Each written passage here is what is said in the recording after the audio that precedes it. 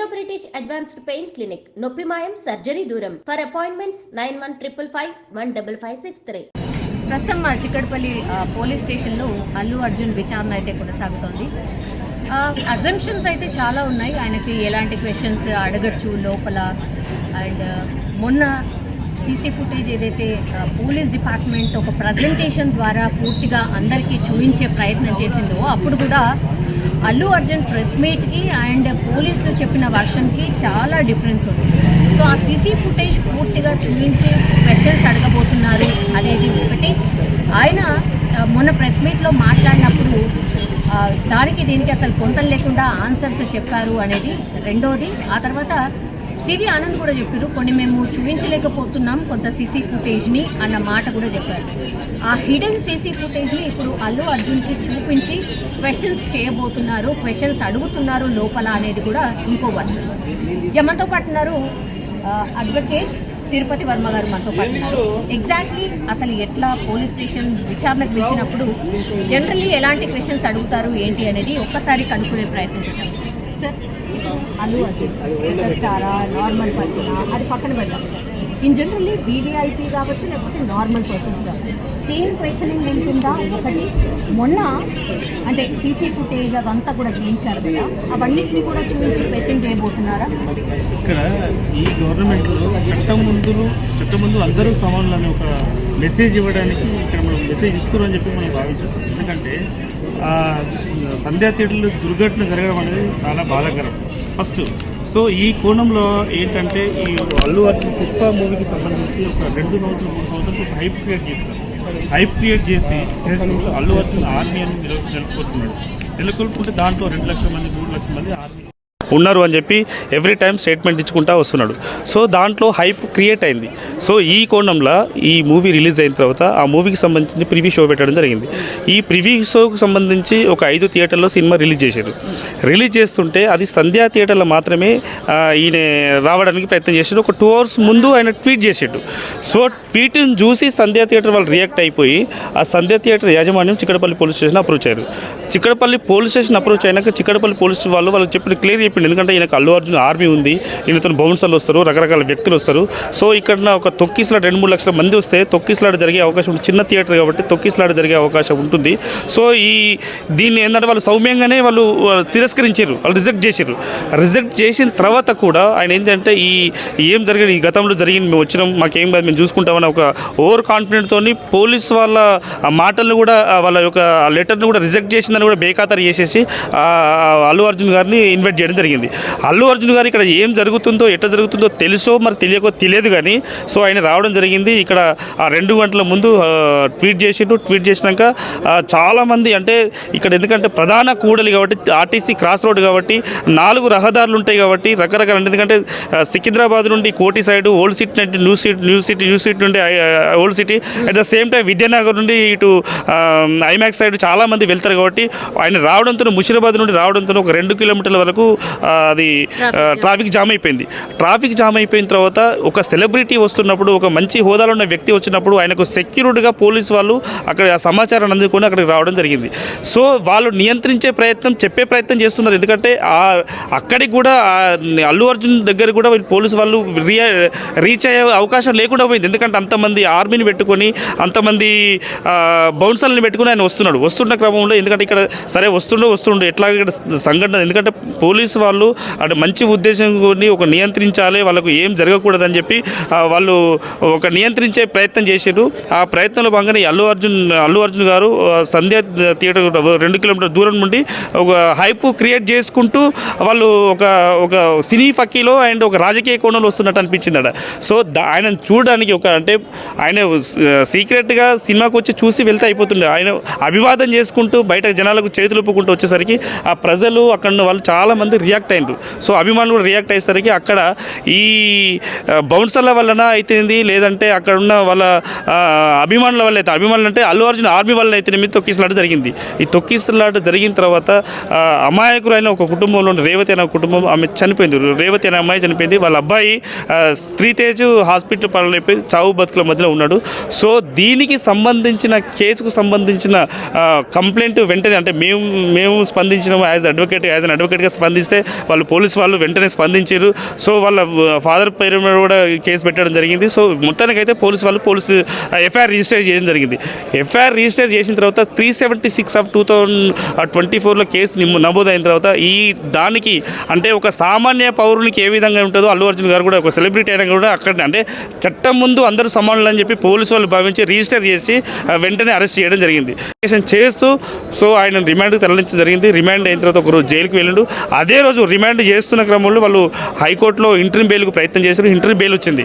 Interview bail వస్తున్న క్రమంలో high court కొన్ని నియమ నిబంధనలు పెట్టడం జరిగింది. ఆ నియమ నిబంధనలు పెడుతున్న క్రమంలో ఆయనను ఒకరోజు జైల్లో ఉన్న తర్వాత రిలీజ్ అయిన తర్వాత వాళ్ళ ఇంటి దగ్గర ఈయనను అంటే అల్లు అర్జున్ కలవడానికి పెద్ద పెద్ద సెలబ్రిటీలు సినిమాకు సంబంధించిన వాళ్ళు వెళ్ళి ఆయనకు సింపతి చూపించుకుంటూ ఆయనను పరామర్శించడం జరిగింది.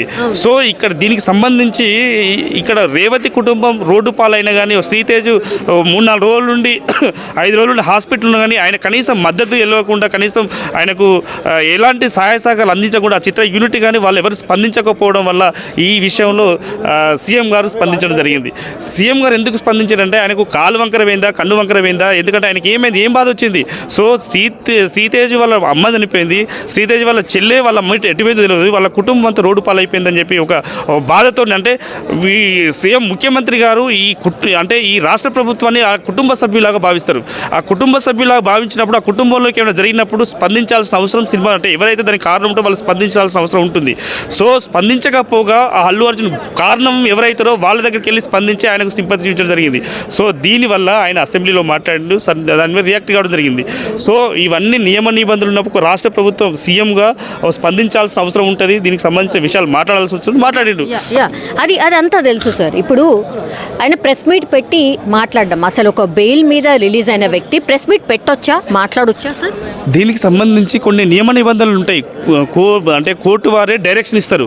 ఆ డైరెక్షన్లో భాగంగా వాళ్ళు స్పందించగలదనేది ఒక కోర్టు నిర్ణయం మేరకు ఉంటుంది. సో ఆయన ప్రెస్ మీట్ పెడుతున్న క్రమంలో పోలీస్ వాళ్ళపైన స్టేట్ గవర్నమెంట్ పైన ఒక నింద వేయాలి, ఒక అబాసు పాలు చేయాలనే ఉద్దేశంతో మాట్లాడాడు. ఎందుకంటే నన్ను ఇంటెన్షనల్లీ ఈ కేసులో ఇరికించారని చెప్పి. ఎందుకంటే మీరు అనే వ్యక్తి, అల్లు అర్జున్ అనే వ్యక్తి అక్కడ సంధ్యా థియేటర్ రాకుంటే ఈ దుర్ఘటన జరగకపోతుండండి. అంటే ఎంటైర్ ఈ సంఘటన, ఈ ఘటన జరగడానికి కారణం మీరే. సో మీరే జరిగినప్పుడు అంతే సరే, దురదృష్టవశాత్తు ఆ సంఘటన జరిగినప్పుడు దానికి స్పందించాల్సిన అవసరం కూడా మీకే ఉంటుంది, మీ యూనిట్కే ఉంటుంది. సో మీరు స్పందించకపోగా ఆ పోలీసు వాళ్ళను కూడా మీరు నిందించే ప్రయత్నం చేస్తున్నారు. సో ఒకవేళ మీరు వచ్చిన రోజు ఒకవేళ మీరు లేకుంటే, ఒకవేళ మీరు రాకుంటే ఆ దుర్ఘటన జరగకపోతుండే, ఒకవేళ మీ ప్రొటెక్షన్ కానీ ప్రజలను నియంత్రించే అంటే అక్కడ అభిమానులను నియంత్రించే క్రమంలో పోలీసు వాళ్ళు రాకుండా కానీ ఎంత ప్రాణ నష్టం జరిగేదో, ఇంకెంతమంది గాయాల పాలయ్యే వాళ్ళు కూడా తెలియదు. సో ఇప్పుడు ఏం క్వశ్చన్స్ అడుగుతారు సార్ ఇన్ జనరల్లీ? ఇప్పుడు ఒక మనిషిని ఆల్రెడీ అరెస్ట్ చేసిండ్రు, రిమాండ్ విధించిన తర్వాత ఆయనకు బెయిల్ వచ్చింది, బయటకు వచ్చింది సార్. అగైన్ నోటీసులు ఏ సందర్భంలో ఇస్తారు, ఎంత కేసులో ఎంత సీరియస్నెస్ ఉంటే ఇస్తారు సార్? అంటే అల్లు అర్జున్ గారికి వచ్చింది ఇక్కడ మధ్యంతర ఉత్తర్వులు మాత్రమే. ఎందుకంటే నిజాలు అని చెప్పి నిజాలు అనేది హైకోర్టుకు వీళ్ళు చెప్పిరో లేదా గోప్యంగా ఉంచిరో డిపెండ్ అని వాళ్ళ అడ్వకేట్ని బట్టి, వాళ్ళ ఇన్వెస్టిగేషన్ బట్టి ఉంటుంది.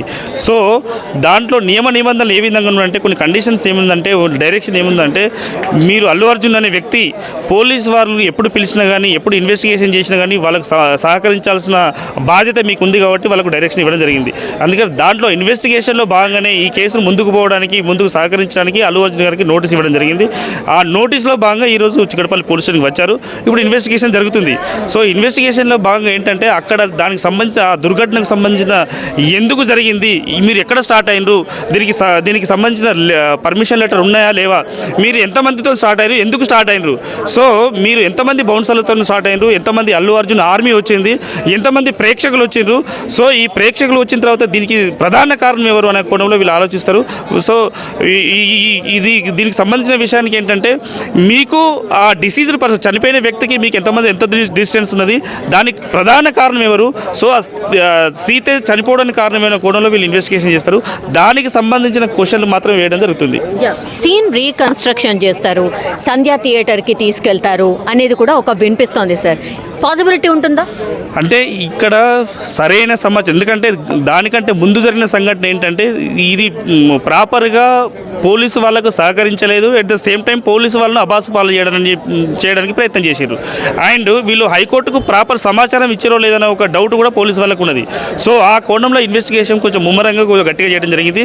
దాంట్లో భాగంగా అంటే దీనికి సంబంధించి అక్కడ ఆ రోజు మీడియా వాళ్ళు ఉన్నారు, ప్రేక్షకులు ఉన్నారు, అల్లు అర్జున్ ఆర్మీ ఉంది కాబట్టి రకరకాల మొబైల్స్ ఉంది కాబట్టి ఇప్పుడు ఈ సోషల్ మీడియా ఉంది కాబట్టి దాని ద్వారా 10,000 వీడియోలు సేకరించారు.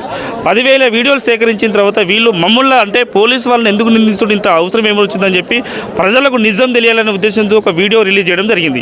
సో ఆ వీడియో రిలీజ్ చేస్తున్న క్రమంలో అంటే ఆయన ఎప్పుడు వచ్చిండు, ఎక్కడి నుంచి వచ్చిండు, ఎంతమందితో వచ్చిండు, ఎన్ని కార్లు వచ్చినాయి, ఎంతమంది సినిమా యూనిట్ వచ్చారు అని చెప్పి దాంట్లో ఉన్నది. సో ఆ ఉన్న క్రమంలో దీనికి ప్రధాన కారణం బౌన్సర్లు అవుతారా, లేకుంటే ఆర్మీ అవుతారా, లేకుంటే ఎవరు నెట్టివేయడం వల్ల ఇది జరిగిందని చెప్పి ఆలోచిస్తారు. సో దానికి సంబంధించి అక్కడ ఎవరున్నారు అని చెప్పి ఆ కొండలో ఇన్వెస్టిగేషన్ చేస్తారని భావిస్తున్నాం. ఇప్పుడు నోటీసులు ఇవ్వడానికి సరే నోటీసులు వచ్చిండ్రు నెక్స్ట్ స్టెప్ ఏంటి అనేది కూడా చాలా మంది అడుగుతున్న క్వశ్చన్ సార్. అంటే మళ్ళీ అరెస్ట్ చేసే ఛాన్స్ ఉందా అనేది కూడా. అంటే మీరు సీన్ రీకన్స్ట్రక్షన్ కూడా అడిగారు. సో సీన్ రీకన్స్ట్రక్షన్ ఏమిందంటే గతంలోనే ఇంతకుముందు వాళ్ళు కొంత సమాచారాన్ని వీళ్ళు హైడ్ చేసిండు, ఎవరు అల్లు అర్జున్ గారు కొంత సహకరించలేదు. సో ఆ సహకరించలేదు కాబట్టి దీనికి సంబంధించిన ఇన్వెస్టిగేషన్ సంబంధించిన పోలీసుల గురించి మొత్తం సమాచారాన్ని రాబట్టే ప్రయత్నం చేస్తారు.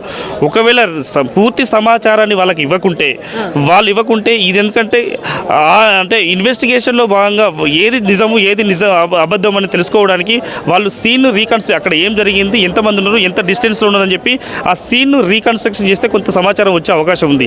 సో దాంట్లో అంటే ఆ సీన్కు సంబంధించి ఆ క్రైమ్కు సంబంధించిన విషయాన్ని బయటపెట్టడానికి సీన్ రీకన్స్ట్రక్షన్ చేసే అవకాశం ఉంటుంది. రీకన్స్ట్రక్ట్ చేస్తారు కూడా 100% చేస్తారు. సో ఇట్లాంటి అంటే గ్రేవ్ పెద్ద కేసులలో అంటే లైక్ 302 మర్డర్లు పెద్ద కేసు జరిగినప్పుడు అక్కడ సీన్ను రీకన్స్ట్రక్ట్ చేసి అక్కడ ఏం కళ్ళంటే చూస్తారు. అంటే ఒక డిసీజ్కు ఒక అక్యూజ్కు మధ్య డిస్టెన్స్ ఎంత ఉంటుంది, విత్ మీటర్స్ విత్ ఎంత దూరం ఉంటుందో కూడా తెలియజేస్తారు. సో అది విషయం.